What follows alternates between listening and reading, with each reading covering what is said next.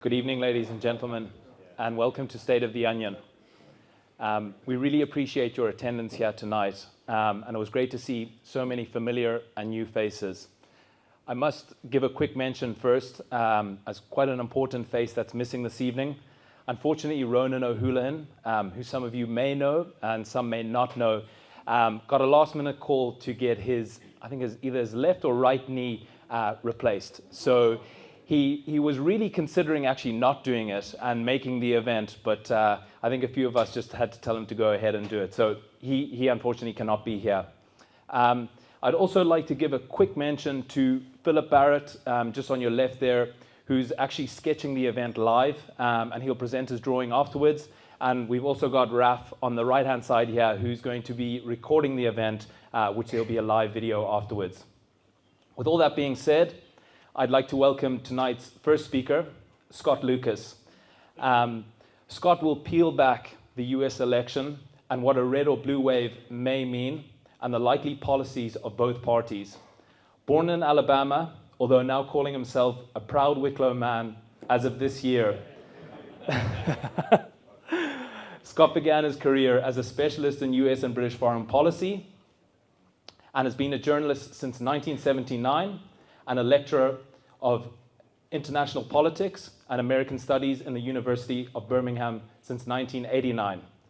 Scott also holds a PhD from the London School of Economics and has most recently joined the UCD Clinton Institute as a professor of American studies. We're delighted to have Scott this evening. Scott.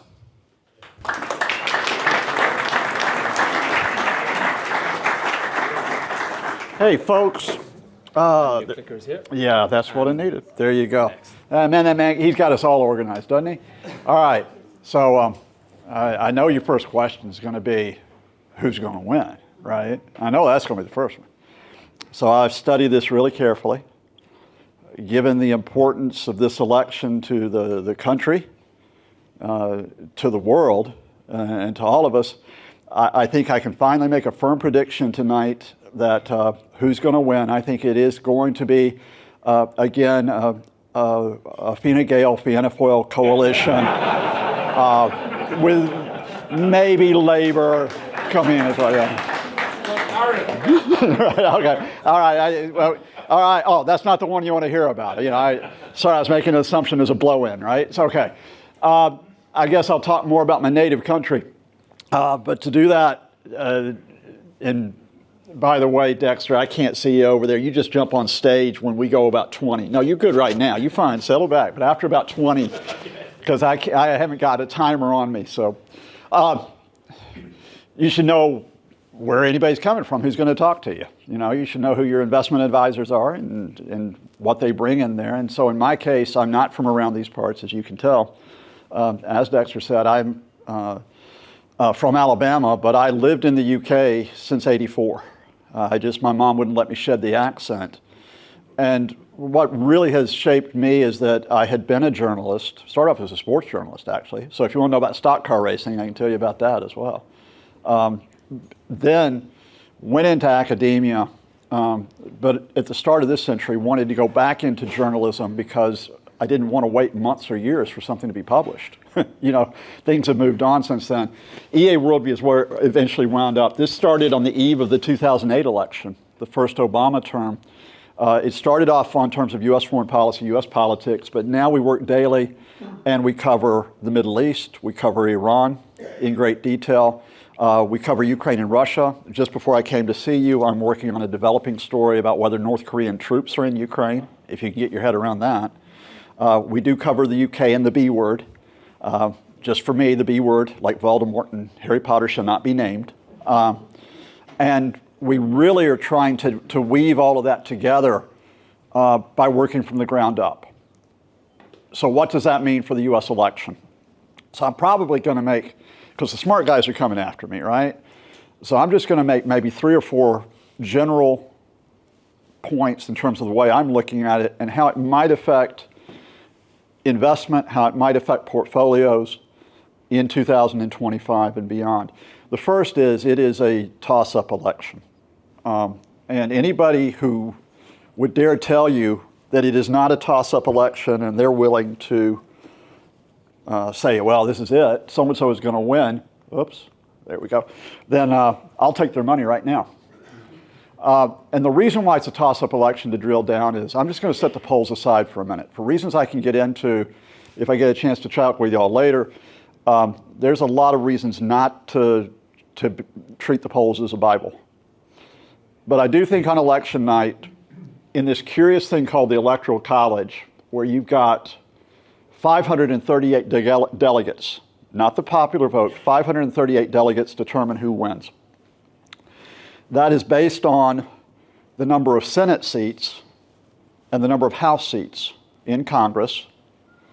So it is, therefore, dependent in part on population, as the House of Representatives is, which means big old California there on the West Coast gets 54 electoral votes. New York has 28, and that's going to go Democrat. Yeah. We know that's going Democrat. We're looking at Texas and Florida, however, and barring an unexpected surge, they will go Republican. So the big states sort of balance each other out, and then other big states like Illinois, which will go Democrat, are balanced out by that whole swathe of smaller states across the middle, including my home state of Alabama, which will now be Republican until the 23rd century. So what it comes down to is everything balances, and then you get these 7 states. You get the 3 states up in the top, what we call the Rust Belt, old manufacturing centers, but a lot of agriculture as well. Pennsylvania, Michigan, Wisconsin. They got 44 delegates between them. And then you got the 4 Sun Belt states, North Carolina, Georgia, Arizona, and Nevada. And they've got 53 electoral votes behind them. And here's the simplest way I can explain this obsolete system and how it operates on election night. If the Democrats, as they did in 2020, but as they failed to do in 2016, if they win all 3 of Pennsylvania, Michigan, and Wisconsin, they'll win. They'll win 270 to 268 because of that blue dot right in the middle. That blue dot is around Omaha, Nebraska. Nebraska and Maine are the only 2 states who split their electoral votes. They split them by congressional district. So in Nebraska, the Republicans will win 4 electoral votes for sure. But that 5th one, which is more urban-suburban, goes Democrat, and that decides the election. Crazy, right? But you might be saying, and quite rightly, well, look. The polls are tightening. What if Harris loses Pennsylvania? Well, then the plan B is, and Trump has no plan B. If Trump loses those 3 states, you got no way out. The plan B is that Harris can still win if she takes if she takes 3 and possibly 2 of the remaining 4 states. And for reasons I can go into, I think the Democrats have got a chance of taking Nevada and North Carolina. That's what I'm watching at right now. But the big thing here is for those of you who do read the polls, all 7 states are within 2 percentage points. 5 of the 7 states are within 1 percentage point. Not just the presidential race to watch, though. What has really not been covered in the U.S. media and is equally important. And again, if anybody's interested, I've written about this for the Irish Examiner. It's up on EA Worldview as well, is the House and the Senate races. Because both of those are on a knife edge. The safest bet, if you're going to go to the bookies, is on the Senate, the upper chamber. Currently 51 to 49 in favor of the Democrats, but all 8 toss-up seats this year, the Democrats are defending. And they almost certainly will lose West Virginia and Montana. They're doing well in the other 6, so we're looking at a slim 51 to 49 Republican majority. But the House is also close. It's going to come down to 3 or 4 seats that swing. And so the Republicans might lose their narrow majority to the Democrats. And the reason why that is very important is if you do have a Trump victory, it'll be much tougher for him to steamroller whatever his vision is, through Congress if the Democrats control one of the 2 chambers. And 2 other reasons why this is important is that all financial bills, all appropriation bills must start in the House.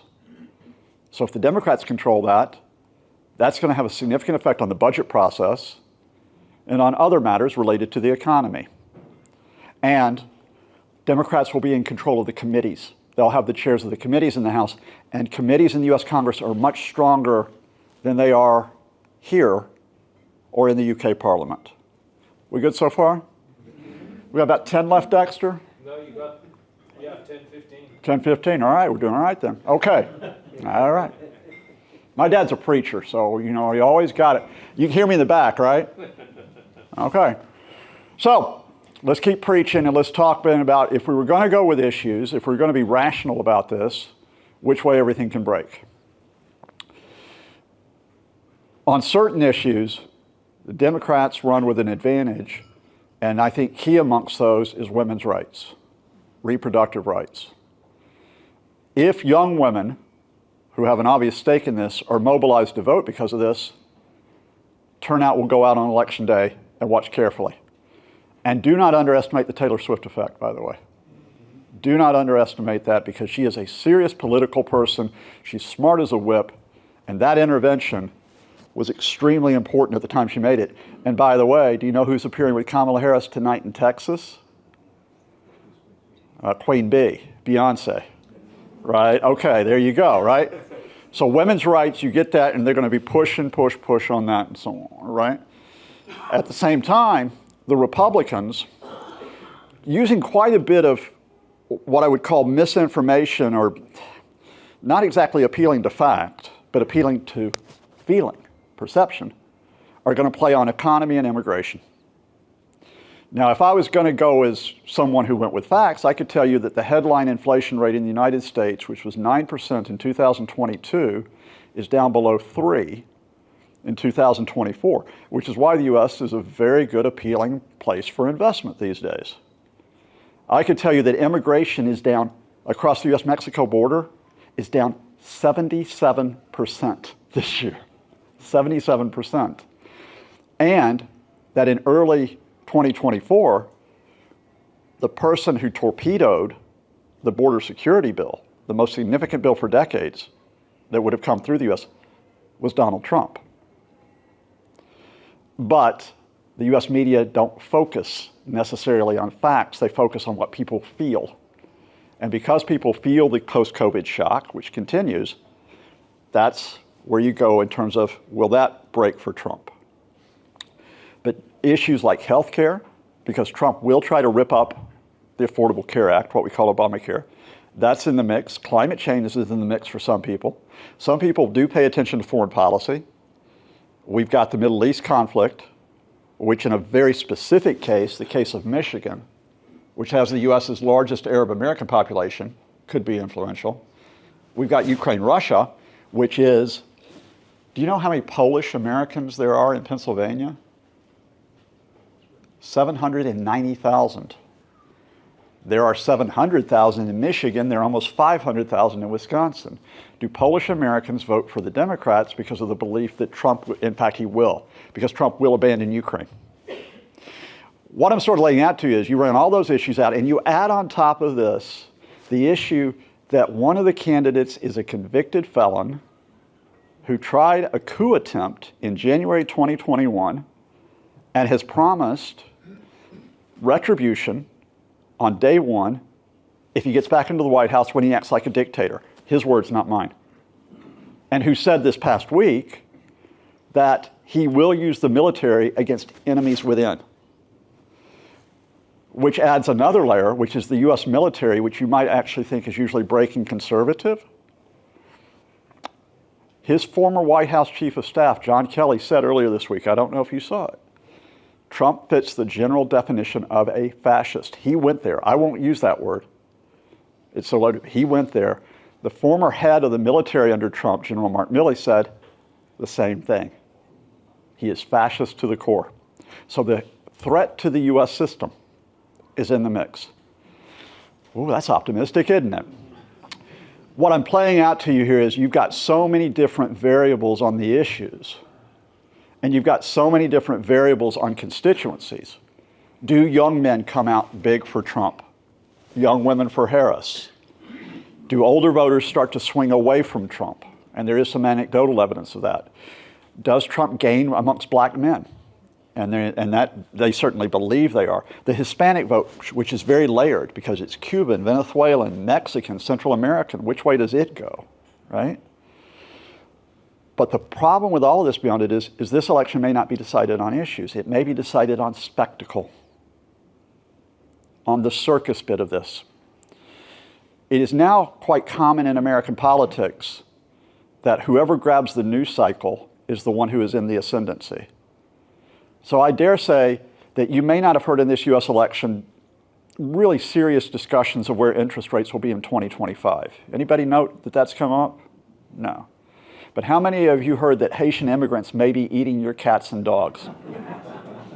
Spoiler alert, they're not. And if you can grab the news cycle, even if you say absurd things, you can that still might work to your advantage, right? Because you get the publicity. Because of that spectacle, and again, it's either out tonight or it's out tomorrow in the Examiner. It's the piece I just wrote, which is, this is not normal. It's not normal, but that's the way that politics is running. So I can't call it. 5? 10. Whoa, all right. What I'm going to do is I might run one section, and I might keep it to them for about 3 or 4, if that's okay. If there's any questions, if you're good, right? What should you be looking at in the event, in my opinion, in the event of a Trump presidency or a Harris presidency? First thing is, this is the general thing, is that with a Harris presidency, the adults are in the room. Doesn't mean there won't be points of difference between the US and other countries. Biden kept many of the Trump tariffs. Those have caused friction, including with Europe. Biden is continuing with very much, the idea of the green economy has involved a lot of subsidies to American businesses, as has the Infrastructure Act. That's caused a question of, do we need to harmonize that with Europe? Those are going to be questions if Harris comes in as well. But you know the rules of the game with Harris. Janet Yellen will probably stay as the Treasury Secretary, and I consider her to be an extremely reliable pair of hands. Jerome Powell will continue as head of the Federal Reserve because his term runs until 2026. So you know pretty much where interest rates are going to go. They'll gradually come down in 2025. You generally know in terms of where you are, where the debt's going to be with Harris, and the debt is still going to be an issue, how the U.S. is going to monetize an increasing debt, but you know the plans they're laying out for it. You know where Harris stands on social issues. I could go on, and you know she's going to continue to support Ukraine. She'll continue to support NATO. Unfortunately, I think the U.S. will continue to be effectively sitting on its hands over what's happening in Israel, Gaza, and Lebanon. But you know those lines are set. And indeed, you know where they go with China. With Trump, there are no rules of the game, except one. It's transactional politics. Donald Trump wants to know what is good for Donald Trump. Very important, Dan Mulhall, who's the former Irish ambassador to the United States, and I've been alongside Dan on a few panels since I came in here. It's great living here. I mean, it's just so great, like meeting these great people and learning from them. And Dan says, you go up to Trump, and when he would raise the question about immigration, and Trump's threatening to clamp down on immigrants, and Dan would say, well, wait, how many Irish have you got coming to the United States? And Trump goes to one of his advisors, and the advisor says, well, it's this many. And Dan says, well, that's not very much compared to the number of immigrants that you got. So you don't need to put restrictions on us, right? And he's doing it while Trump's on the golf course, right? So Dan knows what transactional politics is like. So do the Saudis, so do the Chinese, so do the Qataris, so do the UAE. They're all going to invite Trump to visit them and put something gold around his neck. That is why Trump tends to favor autocrats rather than allies, because they know how to flatter him, and he wants to be a president for life like Xi is in China. But it's not just that the rules of the game are gone. We don't know which adults are in the room or if there's any adults in the room. In the first term of Trump, you had people, for example, the defense secretary was James Mattis, 4-star general, had been the head of the Marines. Might not agree with Mattis and everything he did, but he's a solid guy. Rex Tillerson, who was the Exxon CEO, Secretary of State, right? Okay, I know where he's coming from. John Kelly, again, another four-star general, White House Chief of Staff. They all are gone by the end of Trump's term, as is Gary Cohn, who was the head of the Council of Economic Advisors, who lasted 7 months. But then, when he said that, you remember the Charlottesville marches, the neo-Nazi marches that took place? When Gary Cohn called them out and said, look, that's not really good, Trump fired him. And worse, they called him a globalist. Y'all heard that term? Anytime you hear that term globalist circulating in the United States, it's an insult term. A globalist is someone like George Soros or Bill Gates, someone who's involved with the World Economic Forum, who are trying to take over the world. And that's a genuine right-wing theme that takes place. So do you get people coming in like Peter Navarro, who's very hostile to China, very much favors the high tariffs? Stephen Miller will be there. Now, Miller doesn't have extensive economic experience, but he's xenophobic. So he tends to favor the high tariffs just because he hates anyone who's not American, right? To give you an illustration of this, and I will wrap up pretty soon, Dexter, after this point. If you were to cut through all the white noise that surrounds the election, the one thing I recommend that you go to that took place in the last few days was when Trump, on the Sunday, he did the 40-minute dad dancing at one of his rallies. I don't know if you've seen it, where he just stopped speaking and started dancing for 40 minutes from everything to the Village People's YMCA, which I found funny because that's a lesbian and gay anthem, and Trump's jigging along to it, to Ave Maria. The next day, he was at the Economic Club of Chicago, and the Bloomberg CEO is handling the interview, and he wants to ask Trump about tariffs, and he's asking Trump about the dollar and interest rates. Trump not only cannot, he will not answer any of those questions. He says at one point, well, tariffs, we're going to make billions of dollars from tariffs. I'm going to impose a tariff of 20,000% on foreign automobiles. 20,000%? I mean, that just seems a bit rough, even if you hate Volkswagen. He then turns to the Bloomberg guy, who's still saying, how much are tariffs going to hurt the economy? And he goes, oh, you economist, you don't know anything. You always get it wrong. Just flat out says that. That is going to be Trump in office. So your assumptions on interest rates, you've got to park them.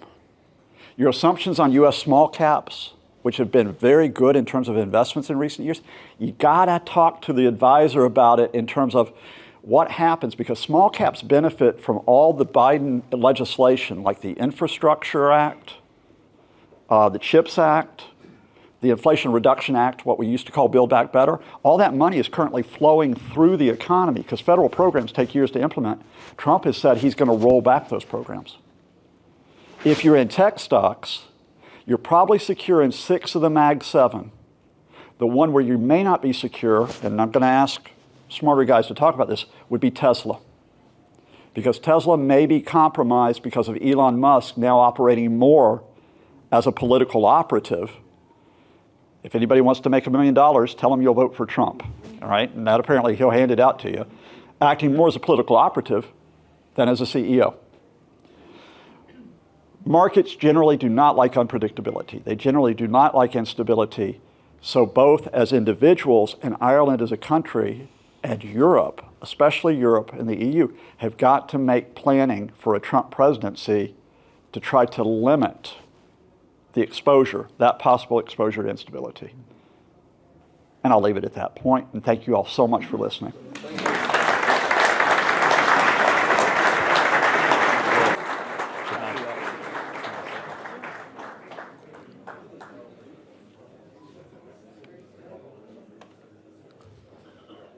Thanks, Scott. So there's certainly a lot to consider in relation to the US election and the likely outcomes. The US election does not just affect the US, but will have ripple effects on the world. Our next speaker, Cedric Gemhel, will sum up what the outcomes likely mean for Europe. Cedric has made the special journey to be here from Switzerland this evening, so we really appreciate that. Although he is a Parisian at heart, Cedric holds a bachelor's degree in social sciences and economics and a master's degree from Paris Dauphine. I had to make sure I pronounced that correctly, and Cedric gave me that. He holds a master's degree in international economics. Cedric is part of Gavekal Research. Gavekal have been a long-standing research affiliate of Santiago Investment Advisors. Their thought-provoking research plays a key role in shaping Santiago's perspective on global trends and economic dynamics. So Cedric, we're delighted to have you here this evening, and thank you.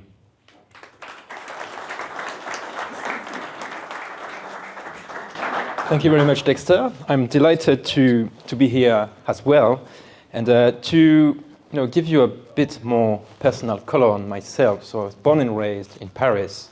I lived in Germany, and I married a fine Portuguese woman.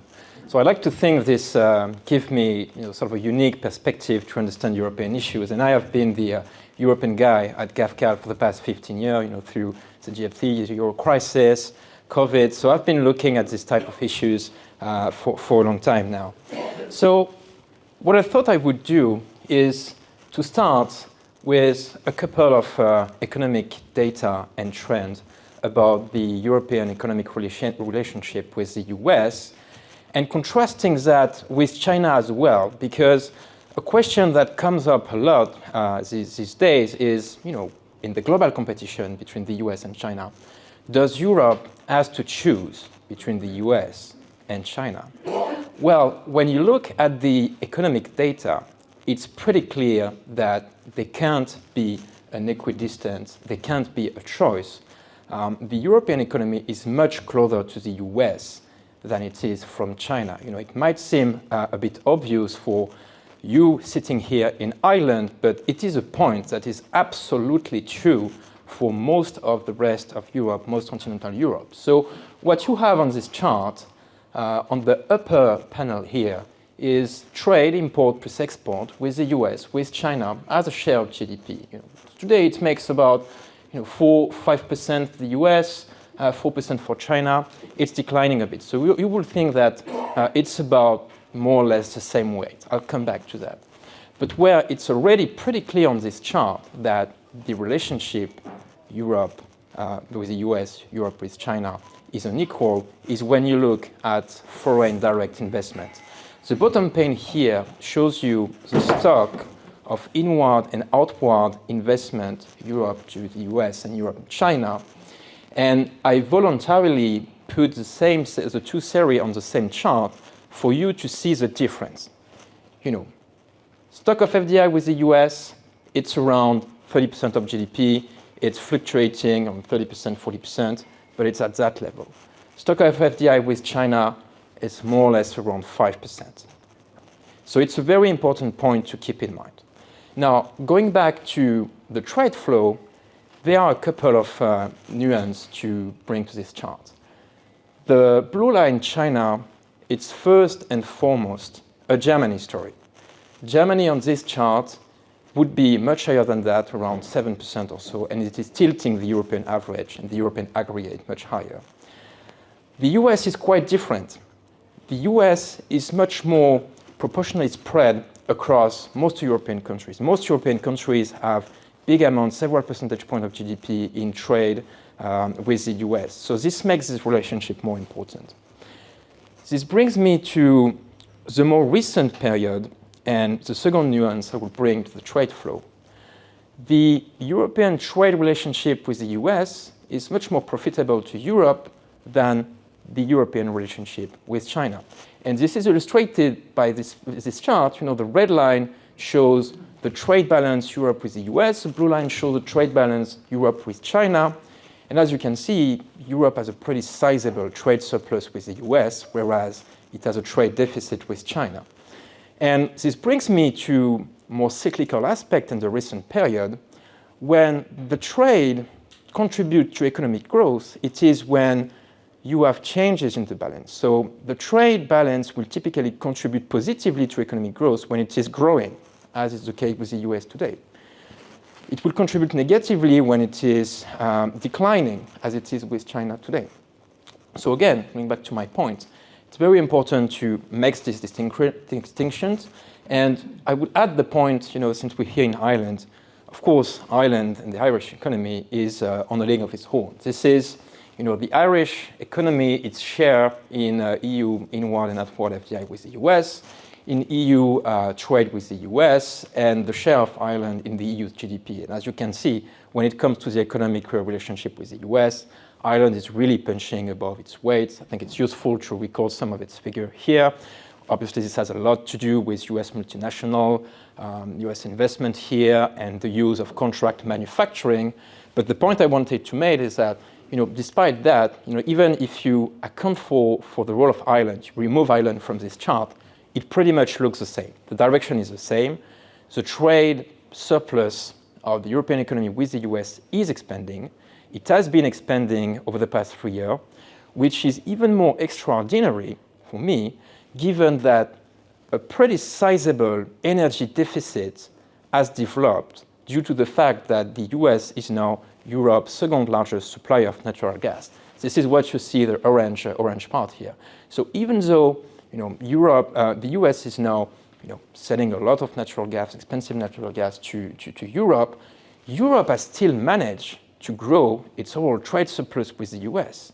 And I think it's quite an important thing to highlight today, given the angst there is within the European economic and financial cycle about the competitiveness of the European industry and export sector.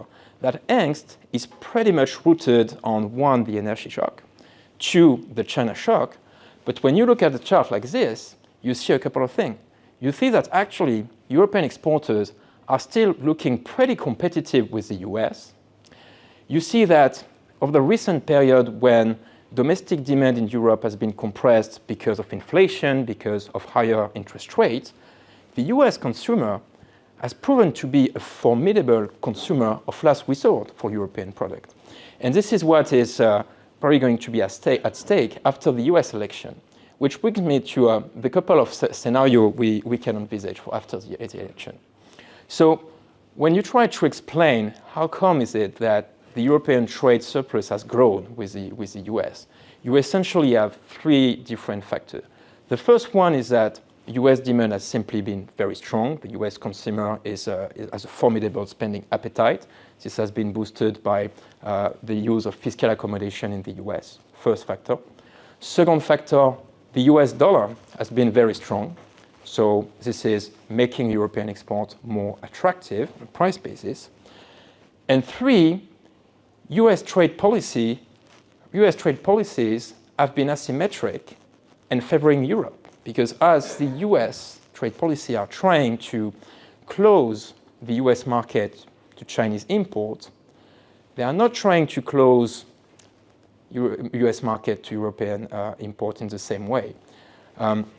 As Scott reminded us, actually, we should be quite nuanced on this because the Biden administration actually continued quite a bit of the Trump protectionist policy vis-à-vis Europe, but the asymmetry is enormous. I mean, when you look at the tariff on Chinese import today, they cover around $400 billion of Chinese imports.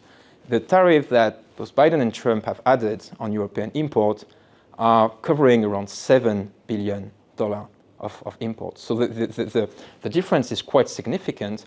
And the point I want to make with this is that this asymmetry is simply you have insatiable consumer demand in the US. The US industrial base is too small to satisfy all of that demand and has less goods are being imported from China. A lot of orders are being reassigned to European exporters.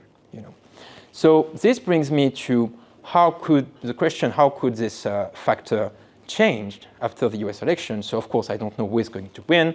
I don't know what policy are going to be implemented, but we can, establish a couple of possible scenarios. The one scenario is under a Harris administration, and there I will simply borrow what Scott said before. Under a Harris administration, it's probably a status quo scenario here. We would know the rule of the game. Harris administration will probably continue Biden's policy of trying to contain the growth of China, trying to bring European partner along by making life easier for them and notably keeping some of their US market open. For example, you have a number of Buy American mandates that are associated with the subsidies of the US Inflation Reduction Act, which are actually open to European exporters. The Biden administration made sure to create this sort of carve-out as sort of a favor for a European partner to help them in their fight to contain China. So, on most of this pillar, I think you will still have the driver of a favorable and expansion trade surplus Europe versus the US. Harris would continue to use the public balance sheet to stimulate the economy. Demand will remain strong. The asymmetry of trade policy for Europe will continue to be beneficial. There is a question mark on the dollar because with Harris, you have less of a threat of tariff. You have a number of, very general term of policies that she's proposing to implement in terms of higher regulation, a tax hike that will actually make the US less attractive as a production base, and this tend to be dollar negative. But the broad message I want to leave you with is similar to what Scott said. With the Harris administration, we would know the rule of the game, and they will very likely be very similar to the one we have today. Now, where there is a question mark is, what if we get the Trump administration? And for me, the question mark here is not only related to Trump as a personality, as Scott said, it's also related to the fact that I don't really see a broad consensus within the Republican Party. And I don't really see a consensus between Trump, the Republican Party, and the new people around Trump, like the Elon Musk, the Scott Bessent, this type of people. So what I did for this presentation is simply lay out two limit scenarios, try to think about what could happen. The first scenario is if we get Trump on paper, the main policies that he has repeated a couple of times, what would they do to that? And here, this is somewhat non-consensual view from myself. I think if we get Trump on paper, it's actually a catalyst for an acceleration of the growing trade surplus that Europe has been developing with the US. So why so? Because under Trump, you still, under his policy, you still have pretty growth stimulative policy that would keep US demand alive. Most of his policy are conducive to a stronger dollar. Tariff, for example, in a world of freely floating exchange rate, tend to be partly offset by this type of variable exchange rate. And if you have higher tariff, it leads to a stronger dollar to offset this impact. The tax cut Trump is proposing to implement, combined with a deregulation, would boost the growth potential of the US, and this tend to drive capital flows into the US economy. So you would have a stronger dollar. And then, even on trade policies, today you look at the potential tariff, Trump is saying, okay, Europe could get 10% tariff on all import, maybe 20% tariff on all import, and yes, this would be a lot. But China would get 60%. So the asymmetry is still there.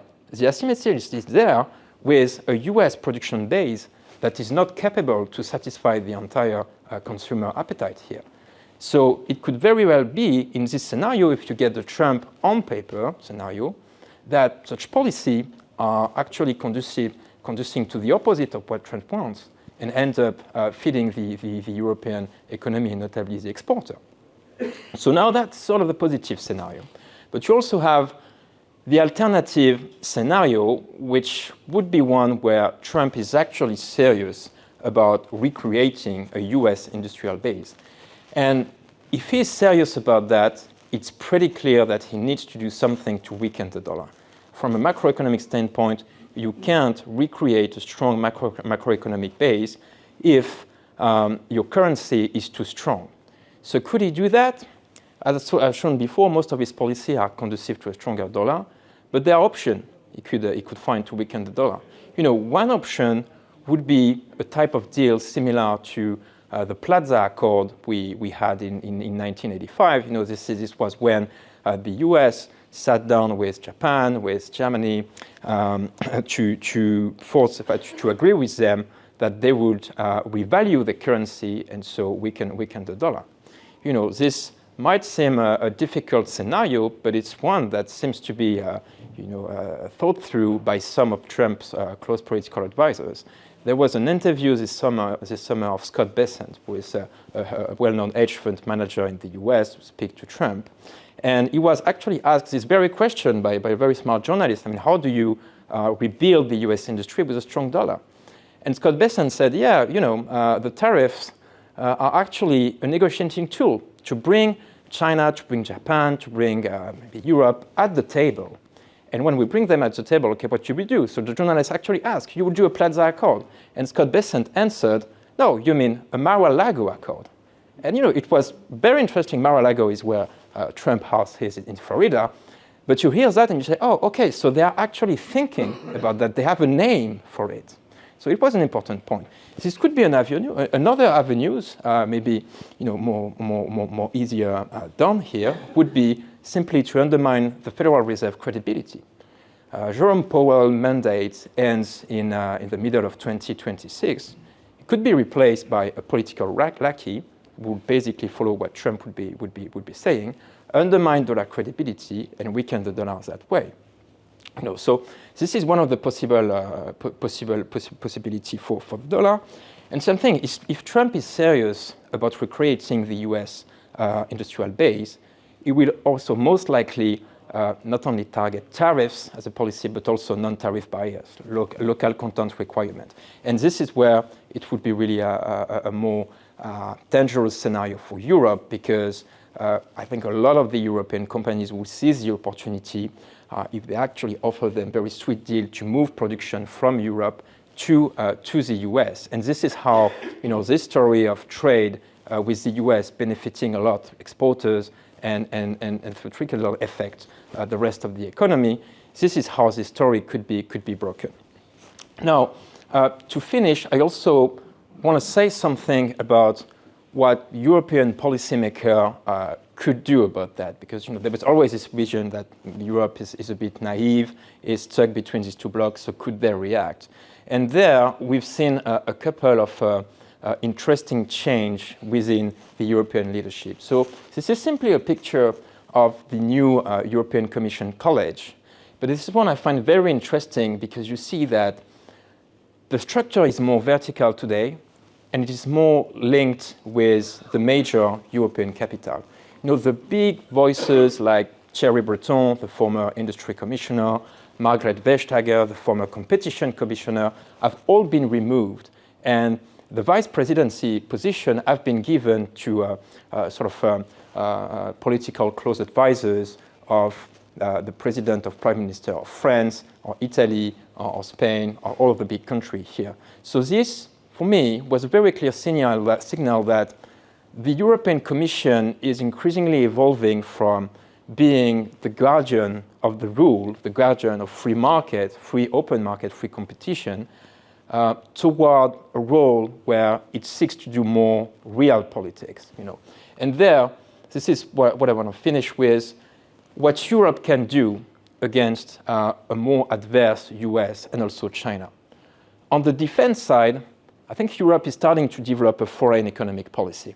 This has to do with the real policy commission I mentioned before, but Europe has also been starting to equip itself with a toolkit to do that.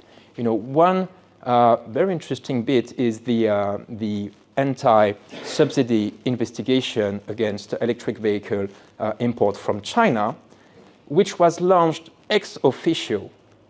Ex officio means that it was launched by the European Commission, while this type of investigation is usually launched at the request of businesses themselves. So this is a case where it's actually, the Commission bringing the investigation and being the actor, being active in trying to level the playing field.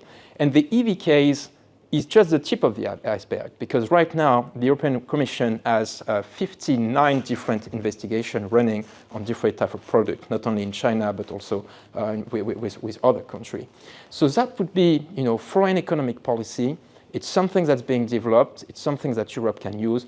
Another tool they have equipped themselves with is the anti-economic coercion instrument. This is a tool that has been legislated. It's now live since the beginning of the year. And it's basically a tool that allows the European Commission, when it identifies that trade is being weaponized to force this or that changes in European domestic politics, this allows the Commission to quickly propose countermeasures, be it in terms of tariff, be it in terms of trade restriction, of ban from public procurement, and this on qualified majority voting in the European level. And this point is quite important because it is often the case in Europe that unanimity in the European Union makes a lot of this decision very difficult. When you have qualified majority, you can move more rapidly and more effectively. So that is what I call more the defense case. But then, and I will leave you with this idea, it's quite clear from a macro perspective that the best things that Europe can do to defend itself against this and actually be an actor is to develop its own economy. And there are plenty of avenues they could choose. Now, at the end of the day, economic growth is simply the number of people at work and how much they can produce, their productivity. Now, it's quite clear that the political winds would not allow immigration at scale, to boost growth potential. But on the productivity front, there is plenty that can be done. And one of it, which for me is the most important and probably where we can be cautiously optimistic that some change can be implemented, is single market integration. This is really a part of the European agenda that has stalled after the euro crisis. But there are plenty of domains, notably in services, digital services, tech services, capital services, where the European market remains well too fragmented. One factoid I like is that you still have 18 different stock exchanges in Europe. This is not conducive of freely floating capital and good and optimal capital allocation in Europe. So this is where, in this context where you have a stronger Commission, also where the big countries like France and Germany are not looking politically very strong at the moment, I think this is a context where you have the smaller country, the more liberal countries, say in Northern Europe, that can come in and help to revive this agenda. And I'm traveling to Europe and I see increasing signs that this type of ideas are being seriously discussed within political cycle. So this is really, I think for me, one of the most important and one of the most promising area for more productivity. Of course, and I'll finish on this, the attention focus a lot on fiscal integration, but really for me, this is a sideshow. This is a sideshow. We know that there won't be any more fiscal integration unless Europe is hit by a major crisis. And in the meantime, most of the fiscal policy is being done at the national level. For me, it doesn't really make a big difference whether it's done at the EU level, at the national level. What's important is whether it's smart fiscal policy, whether it's focused on smart investments that promote productivity or not. And again, here, we had a reform of the European fiscal rule, which has been very complicated to read. But when you look at the details, they are increasingly favoring this distinction between public consumption and public investment. And the recent budget plan we're getting from the different European capitals suggests that even though you have an aggregate fiscal consolidation, the role of public investment is quite dominant, and this is what is being preserved.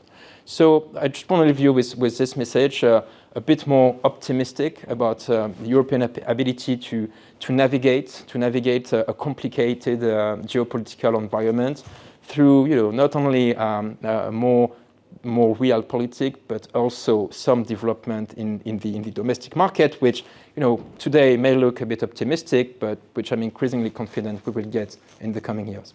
Thank you very much.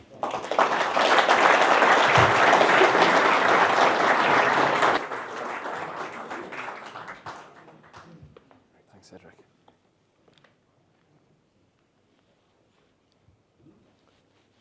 Thanks, Cedric. We certainly have a lot to consider when constructing client portfolios.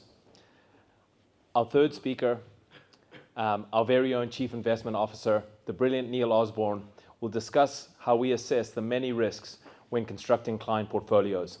Neil. Okay.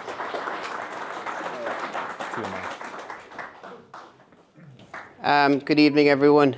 So what I want to do today, what I want to do this evening in the next 25 minutes is just give you a flavour for how we are, as an investment team, how we are handling the election and what we're doing about it. And I suppose the first thing to say is that we don't know who's going to win, clearly.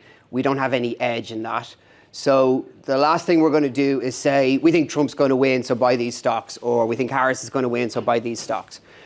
You kind of have to be humble in these things, and we have to, accept that there's uncertainty in every day in investment decisions. And I guess how we try and combat that for the election, but for not just for the election, but for everything, is to have a process. And when we are assessing markets or investments, we have a pretty defined process where we assess the valuation merits, we assess the fundamental or the macro backdrop, and we assess the liquidity environment. In addition to that, then we overlay our analysis of the risk environment, and that lets us assign expected returns, as we call them, basically how much we think we can make from something, and that's our starting point for building portfolios. And then, as I said, we look at the risk and work out how do we hedge or how do we cover ourselves should those things we don't want to happen. So that's the approach we take. It doesn't change just because there's a lot of fanfare about a particular election. But it does feel like it's going to be a very important election, particularly from the risk side, and I'm going to drill into that. So what I'm going to do is just to give you some we would think they're interesting investment insights on the election, and then take you through what we think is the most salient thing about the two candidates' policy proposals, and why that is a huge risk which all investors need to protect themselves from. And that'll segue then into a little bit on how we build the portfolios, and finally what the portfolios look like. So the manifestation of our views in the portfolio.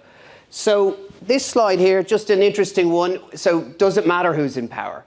So if you go back, maybe Republicans would say you should go back a bit further because it looks a bit better for them. But if you go back to the war and you trace the compound return of the S&P, so the US market, under each president since then, you'll see the Democrats have generated returns of 9.6, while the Republicans are 6.2. But I suppose the most important thing is that you want to be invested. You want to stay invested. If you only invested, if you were extremely partisan and you only invested in the market when your guy was in the White House, your returns would be less than 3 if you're a Republican and 5 for a Democrat. So clearly you want to stay invested. But I suppose we wouldn't draw too much from this. I mean, the two negative returns were for Nixon, who came in 68 when valuations were super high. Markets went nowhere for 16 years. And then Bush came in 00, again, peak of the tech boom, when valuations took 10 years to kind of get back to where they were, or markets took 10 years to get back to where they were. So what we'd say with this is it's an interesting slide, but there's loads of things drive markets. The politics is but one of those. A final point on it, it's interesting, GDP growth, I'm surprised the Democrats don't make more of this, has been 4 and a bit% under Democratic presidents versus 2 and a bit under Republicans. So interesting, but wouldn't draw too much into it. This is really interesting, and I probably would disagree with you, maybe Scott, on this. So the polls, we all know what polls are.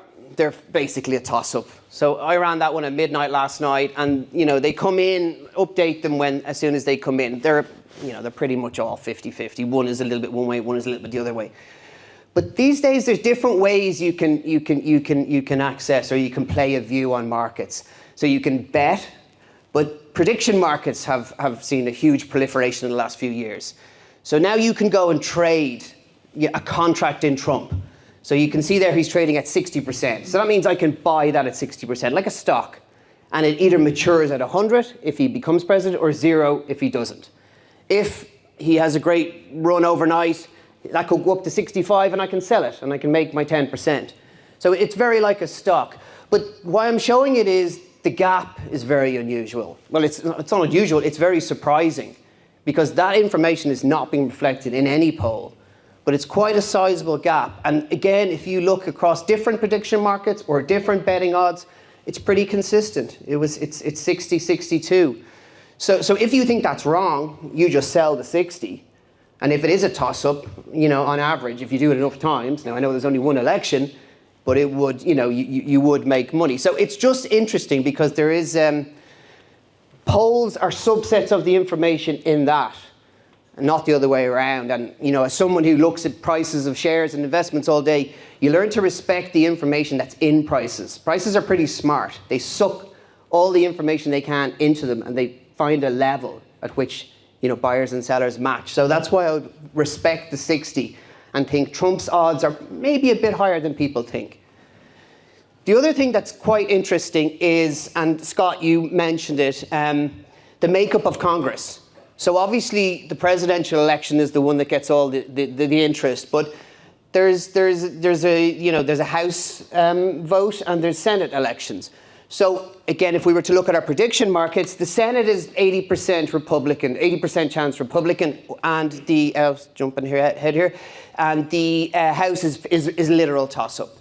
Why I'm saying that is, if you look at, if you break down three, scenarios where there's a Democratic president, so this is when the Democrats have the House and the presidency, when the Republicans have the Congress and and Democrats have the presidency, and then when it's split.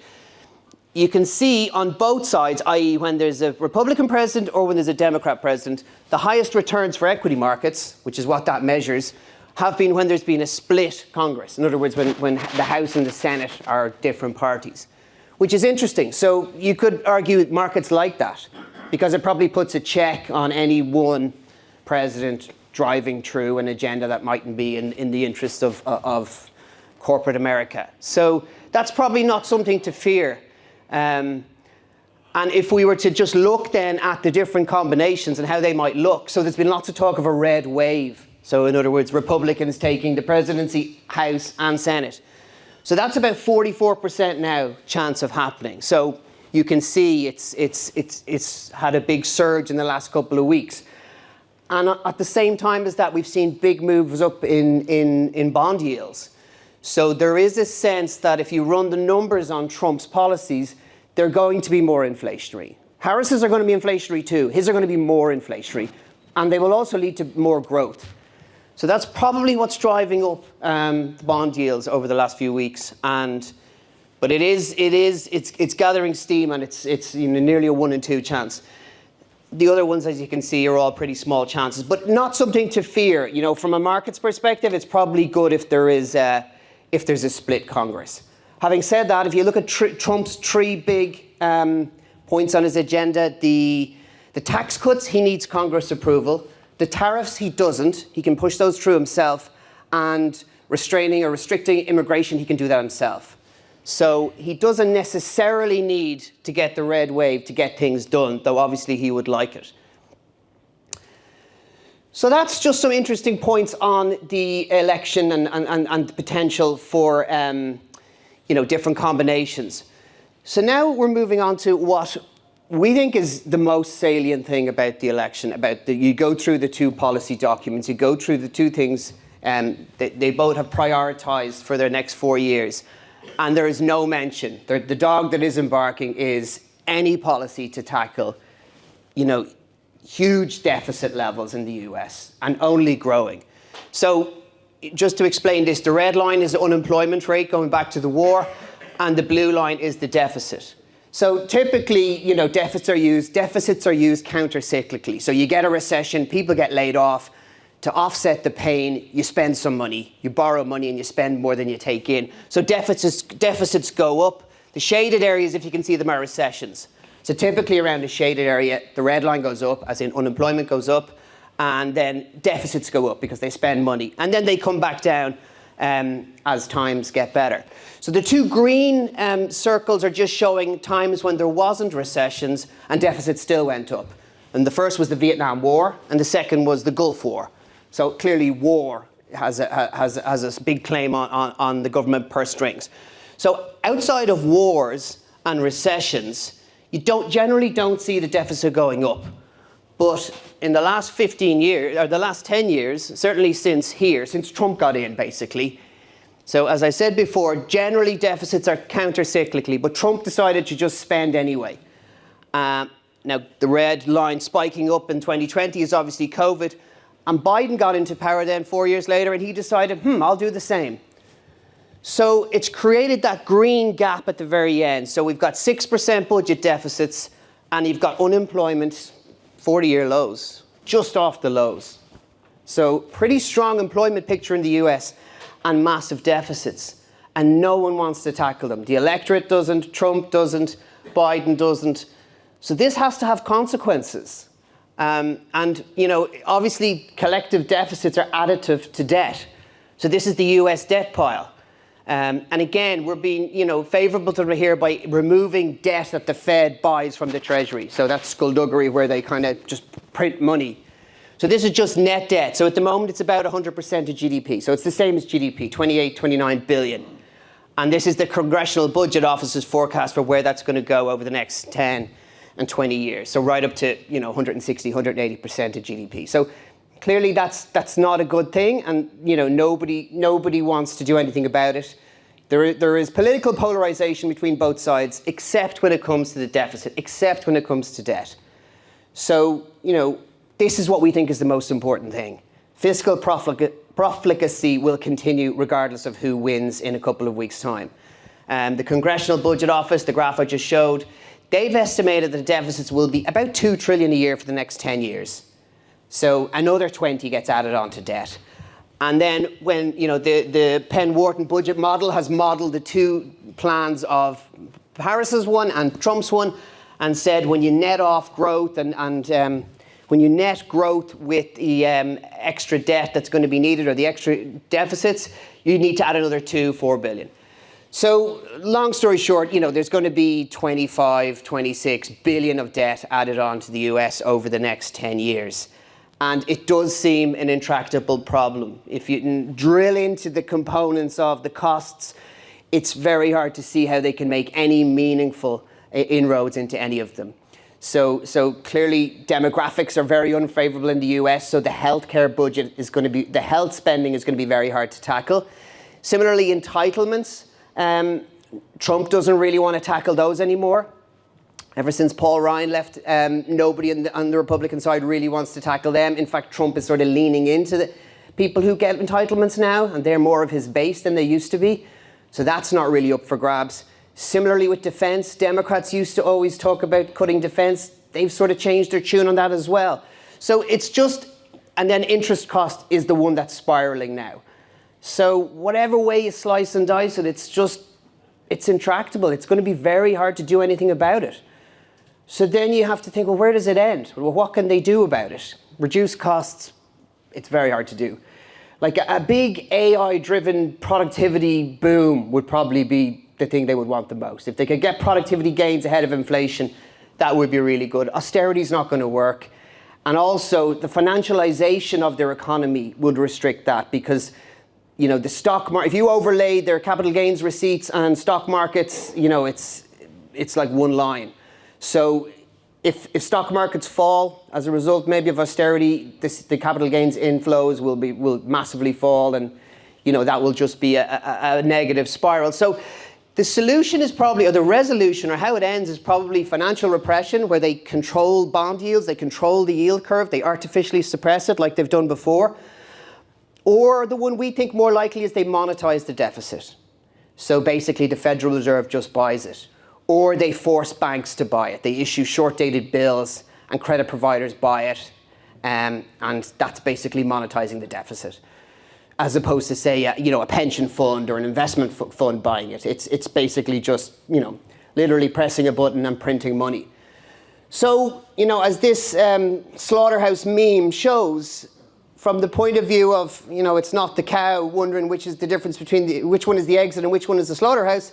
It's investors coming to the realization that no matter who they choose, who wins in 2 weeks, there's going to be inflation. Now, this is where, you know, we would make the point that inflation, there's different kinds of inflation, and it's important, I think, to understand, you know, what they are, because we may not see all of them straight away. So obviously we all know consumer price inflation. So the price of a hamburger or the price of, you know, services goes up and down, and CPI obviously takes that into account. Asset price inflation is obviously the price of different assets going up and down. They're all functions of increases in the money supply. But monetary inflation is, when money supply, when they monetize the deficits, when this 22 billion gets issued in debt and the Fed just goes, we'll buy it, and then it just gets cancelled. Like that's monetary inflation.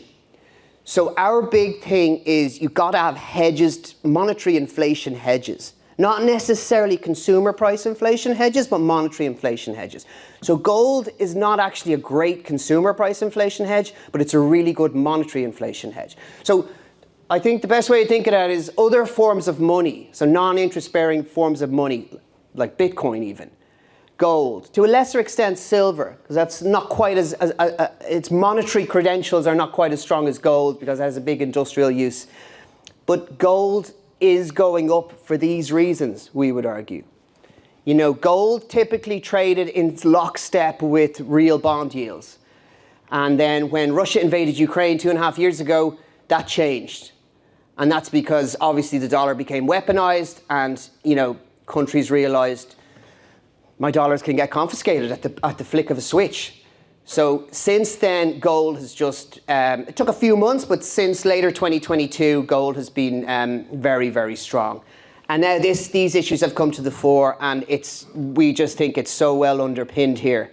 But this is what we fear, and we don't think it matters who gets in. You're going to see inflation. Now, maybe it won't come into consumer price inflation for a while, but it will come into inflation. And just an interesting slide we showed in an internal presentation there last month. If you look at 6 kilos of gold, like this year, so an average house price in the US, I think is about 450,000. 6 kilos of gold is pretty much 450. 50 years ago, it was 40,000 for a house price in America. 6 kilos of gold was about 40,000. And 100 years ago, I think it was 2,000. So the point is, gold does keep up with inflation. Now, I've slightly cherry-picked these dates, but they're still 50 years ago and 100 years ago and today. And, you do need to own assets that hedge the risk of monetary inflation.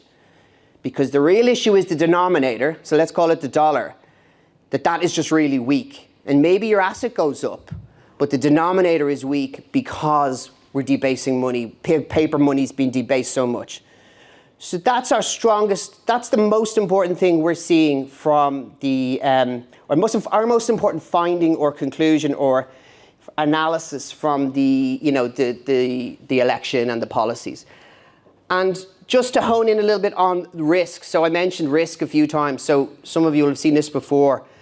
We kind of try and, put risks into quadrants. So the ones you really need to worry about are up here, top right. So they're kind of high likelihood and high impact. So you don't really need to worry about stuff down there. The stuff up here is the stuff that will get you. So what we try and do in the portfolios is go, okay, so we kind of shift these around depending on, what's been going on in the quarter or so on. So, the red ones are financial risks, the green ones are geopolitical. So inflation we have pushed up now to the top right. Up there with potential sovereign debt crisis, which are interlinked. So they're the risks, and that specifically is the risk we're trying to protect clients from at the moment, and we're trying to put in place, sufficient assets or sufficient hedges that will buffer us should we get a continuation of what we expect in, as I said, the debasement of paper money. So that's kind of it on the risk. And then I guess just in terms of putting our portfolios together. So this is an interesting one. And it's kind of, so when we build portfolios, we're not betting the farm on one particular outcome and saying, Trump's going to win, we're doing this. There'll be no recession, we're buying all this stuff. Like, I think the best way of saying it is like if the past, sometimes we look at the past to now, it's like it's a straight line. But if you were to somehow take yourself back to when, at the beginning, there was obviously a myriad of options open to you. And it just so happened that one particular course happened. Of course, it had to be like that. But it could have gone so many different ways.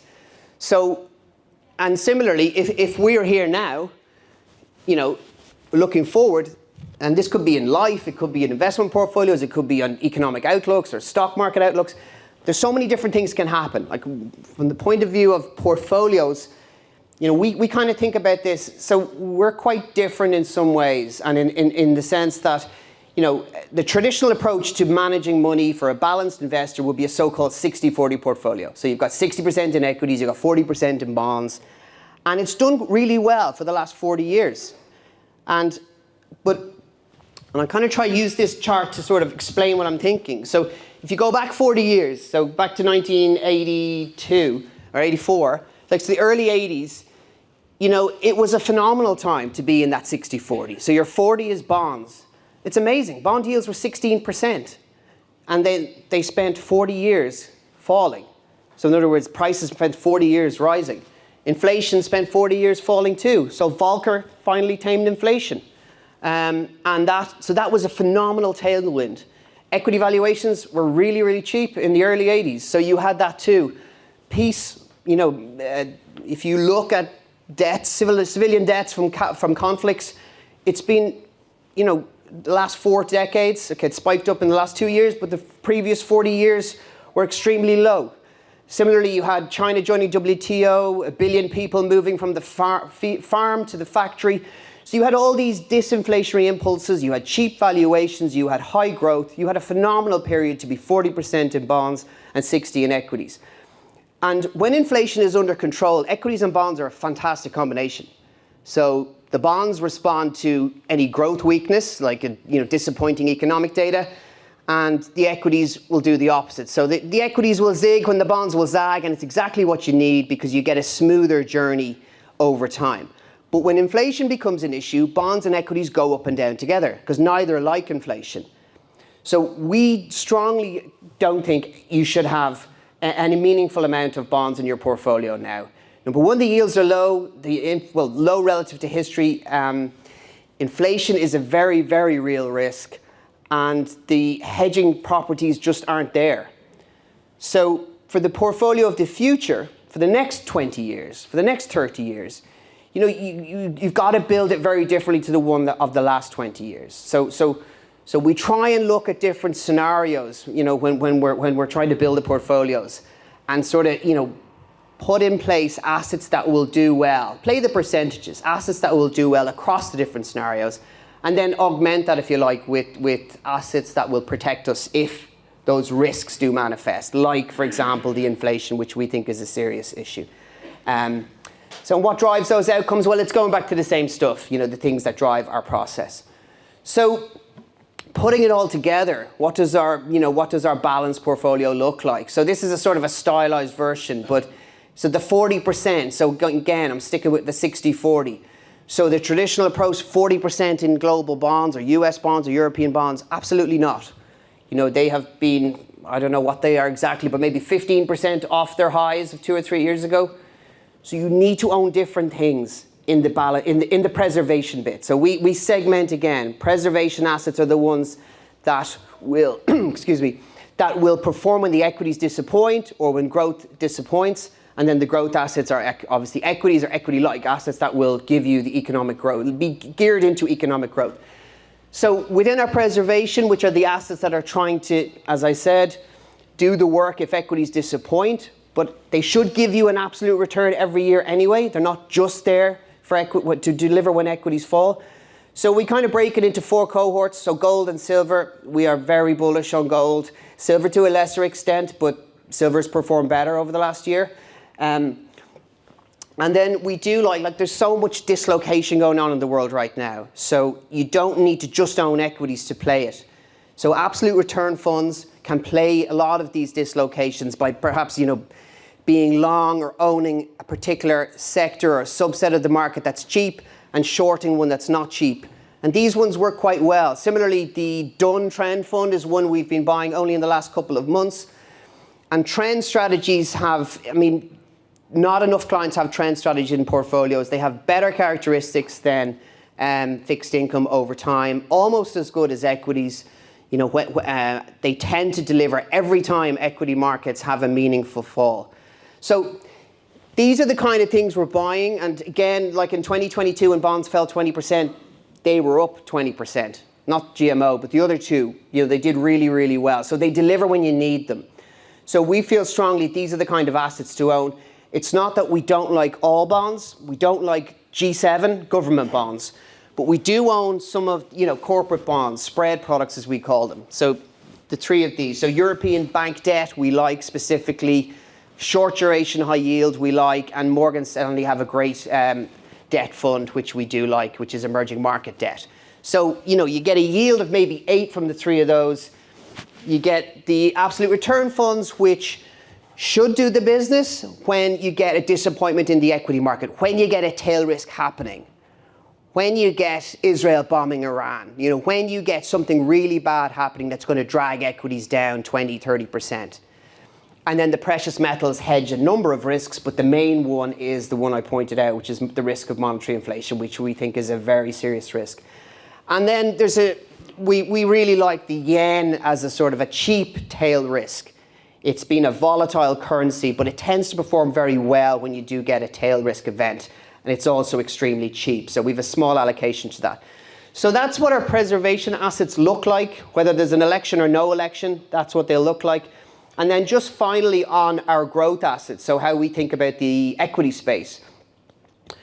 So I guess we look a lot at valuations. So when we slice and dice the global equity market, of which 65% is America, we balk a little and we think buying stocks on those valuations has historically not worked out too great.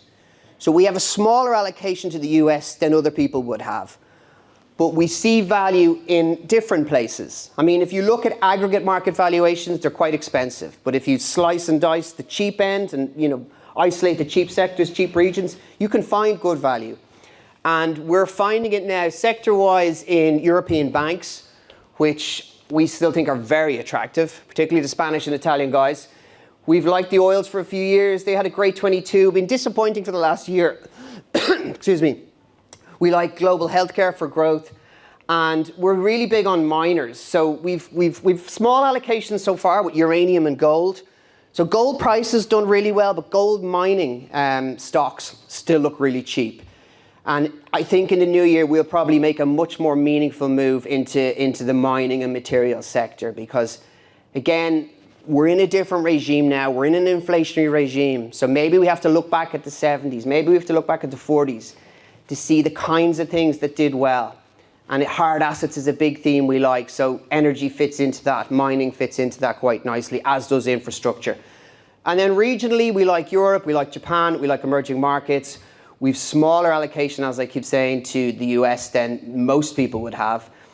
And finally, we're very keen on shareholder activism. So the world and certain regions, particularly in Japan, they're very open to engaging now companies with shareholders. And activism is really delivering improved returns to a lot of smaller companies in Japan. So we're very keen on activism in Japan. And we have a fund, Odyssean, which does something similar in the UK. And finally, we have sort of strategic allocations to factors, so things we like that should do well over time. So value being the main one there. So that's kind of it, I guess. It's just to give you a flavour for what we're doing around the election. And really, if I had to just pin it onto one thing, it's saying to people, you need to own gold. And with that, I will pass over to Dexter, or Graham, is it? You got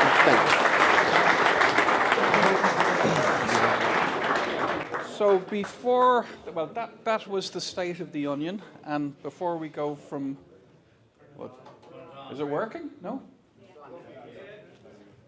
It's your hearing aid. So that was the state of the onion, and before we move from the state of the onion to the taste of the vol au vent, I just want to say very briefly that I think we're probably getting into a time in world history where it's going to be important who manages your money. A lot of what's gone before recently has all been on the way up and everybody kind of accepting conventional wisdom. But I get the feeling we're hitting an inflection point, and at Santiago Investment Advisors, we like to listen to clever people, and we like to research, and we like to really scrutinize what we're doing. So I think that's my message, really. I think we're entering a time where who manages your money is going to be really important. And I guess the next couple of years we'll see whether I'm right or not. I have one other message before I wrap up. Where's the thingy? And that's just to tell you about our next event, which is Rory Stewart, who hopefully most of you are familiar with, who I will be chatting to on the 27th of November at the RDS in the concert hall. So hopefully I'll see some of you at that as well. And then finally, just to say thank you, everybody. We really appreciate you. We love having you as clients. We'd like more of you as clients. We want our clients to do well. And we hope we all have a bright future together. So thanks, everybody. And I hope some of you can stay back and join us for a tipple and the vol-au-vent that I mentioned earlier. So thanks a lot.